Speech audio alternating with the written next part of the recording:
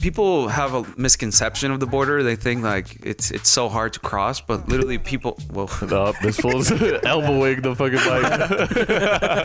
bike. He said, My bad.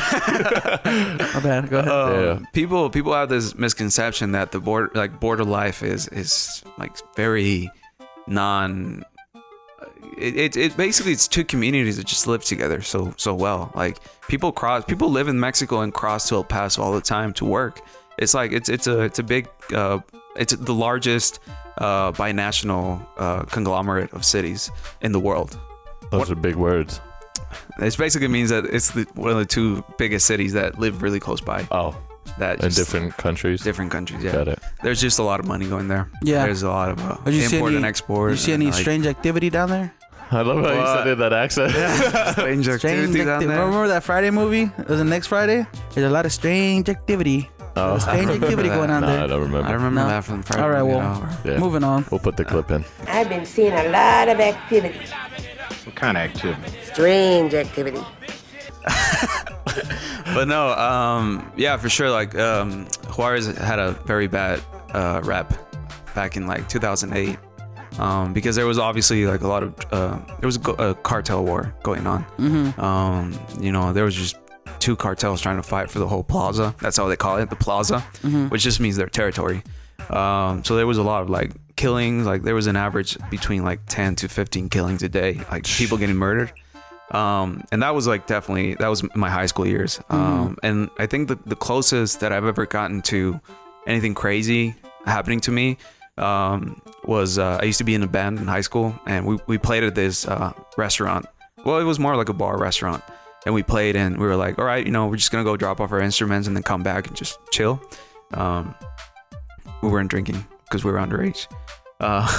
And then as soon as we left, like we get a call 5 minutes later from the owner, and he's like, hey guys, like don't come back, like there's just been like a shooting outside, a drive-by, like they just killed like this very, very corrupt politician, and like a bunch of stray bullets came into the restaurant and like almost hit me, so just don't come back, like we're closed for the day. Damn. Whoa. Like that shit was normal. Like that kind of stuff happened all day, every day. Like there was just no, like, they wouldn't hide it, you know? Yeah. It's not like in Vegas, like in the mafia days, where they just kill at 9 and just like got rid of the bodies, like on the down low.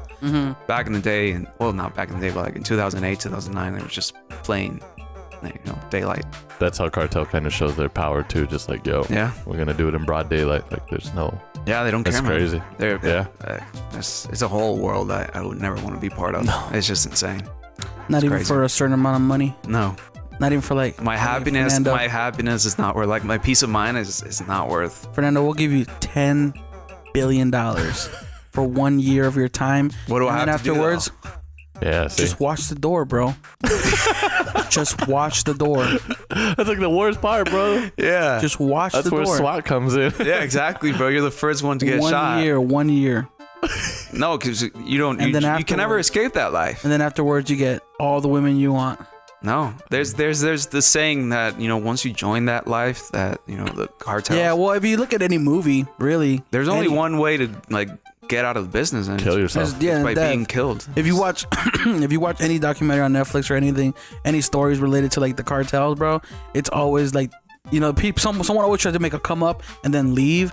It doesn't work that way. There is no out of that. Yeah, You know, it's yeah. getting So one killed. thing, like, how did the cartel subside from that area? Like, you know what I mean? Well, there was a huge like joint effort from the U.S. government. They actually came down and trained a lot of the police force, because the police force down in Mexico is very corrupt. But they just came down and were like, hey man, like we can't be having this. Like it's actually affecting our economy as well. I mean, there's people are afraid to there's be people near there. well, there's people just, but even like the U.S., like a lot of stuff just it's a Back border and forth, town. yeah. Back and forth. Like a lot of stuff that, you know, jeans, clothing, food is made down in Yeah. Mexico and it's imported. Like it just became a problem for both cities. So it was like, you know what, we gotta calm this down.